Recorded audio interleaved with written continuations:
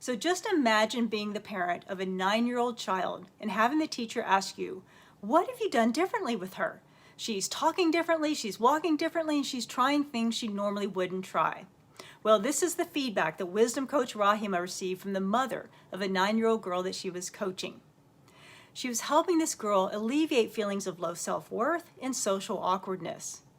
Well, in this video, Rahima shares her experience of being a school teacher during the pandemic and what she saw with her students. She also shares what she did with this 9-year-old girl to get such amazing results. Meet wisdom coach Rahima Koja.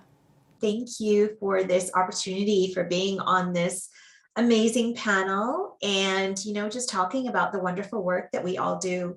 So I am in Alberta, also in Canada, and Delia's in Ontario. So we had, although, with the students being online and offline, it was still at different times. But even again, with Alberta, online and offline since March 2020, very difficult for a lot of students, caused a lot of uncertainty, and we were constantly experiencing new protocols. So it felt like every day the science changed around the virus, and students, of course, felt the uncertainty and the stress from their parents and also caregivers.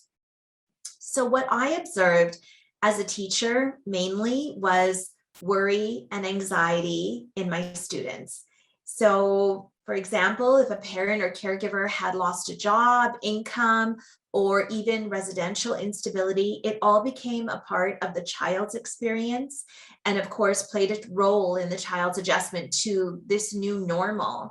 For some children, they even experienced trauma and loss of life of loved ones, and that was extremely difficult to see. In younger children, I saw psychological distress, and that manifested as new or even worsening behavioral problems. Kids were tired. They were experiencing fear, nervousness, stress, and within the academic context, they had difficulty concentrating and they weren't really very motivated. So remote learning became quite a challenge. So all of my classes also went online in March 2020. And even as a teacher, then to move to, teaching on Zoom, that was a challenge in itself as well. So I know that children generally, they learn well when they're actively engaged in their environments and when they feel safe and socially connected. And I really do believe, as I said, it's been a learning curve for everybody, for parents who were ended up supporting children, having to act as an IT technician and part-time teachers themselves while trying to, manage their own lives and their own jobs. The suffering that children experienced in their emotional health, it significantly affected their academic learning. And I still see it with my students now who have started in September. As wisdom coaches, what is absolutely wonderful is we create that safe space. So we are able to teach them the tools to focus on a positive self-image, and that brings positive results in all areas of their life. I came across this quote by Rita Pearson, and I really wanted to share it because it just resonated so deeply with me, and I'm sure it resonates with a lot of our wisdom coaches. Every child deserves a champion, an adult who will never give up on them, who understands the power of connection and insists that they become the best they can possibly be. And that's what we're here to do. So the case study that I would like to discuss is this amazing 9-year-old girl that I had the pleasure of coaching. Her parents initially expressed concern over social awkwardness. She was frustrated over not being able to do things that her younger siblings could do, which led to feelings of sadness and discouragement. She had big feelings towards disappointments and sudden changes, which of course was brought about by COVID. Her parents wanted to focus on what they felt was her low self-confidence and self-worth, social interaction, and her discipline and motivation. But most importantly, her parents wanted her to understand herself better and learn strategies to remain positive and confident despite what was going on around her and obviously the challenges that COVID had presented. She was sad that she couldn't do all her extracurricular activities, but at the same time, she was quite happy not to be rushing around anywhere. And I did find that with a lot of my students. COVID was stressful, not being able to attend social gatherings, wearing a mask, and she had a hard time expressing these big feelings to her parents. So her parents and I chose to target a few areas rather than just one. So we customized a package for her. The focus was on understanding how her mind works, self-esteem, positive self-talk, and honoring her own uniqueness. Coaching was done one-on-one, and the package was for about 6 weeks. So she had some favorite skill books that we went through. The first one was Who's Flying Your Plane? She learned about how her mind works and about limiting and supportive beliefs and what some of her limiting beliefs were. And we discovered during one of the sessions that one of her limiting beliefs were that she was messy. So we then focused on putting on her power goggles and power shifting, and focused on a new supportive belief of how organized she is.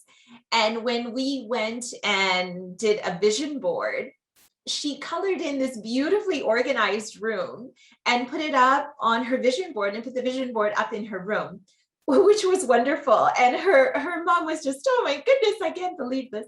And then we went to Yucky Me, Yahoo Me.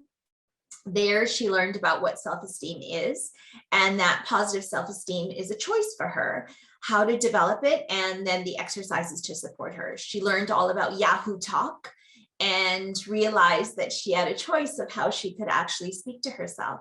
So there we worked on mirror mantras and positive self-talk. The Sun, the Wind, and the Rain was one of her favorite stories. So there we learned about uniqueness, particularly in relation to her client, to my client, and her siblings, and the value that she brings to the world and that she can really accomplish anything.